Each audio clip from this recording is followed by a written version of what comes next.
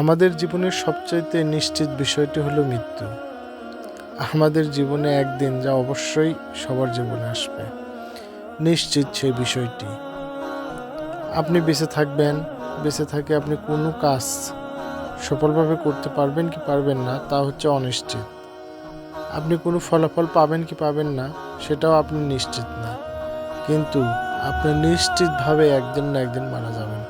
কিন্তু কিভাবে মারা যাবেন, কখন মারা যাবেন, কোথায় মারা যাবেন তা আমরা কখনোই বলতে পারি না।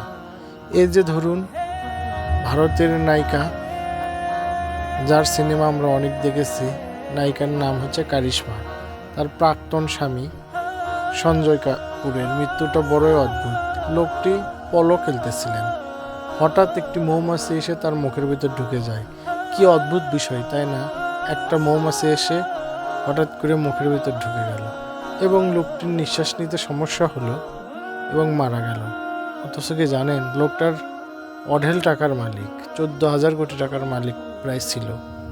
কিন্তু বড় বড় শহরের বড় বড় ডাক্তার, বড় বড় নার্স কেউ তাকে বাঁচাতে পারেনি। অথচ তার কিন্তু টাকা ছিল অনেক। জাস্ট একটা মৌমাছি, আপনি ভাবুন তো, একটা মৌমাছি জীবন কেড়ে নিলে।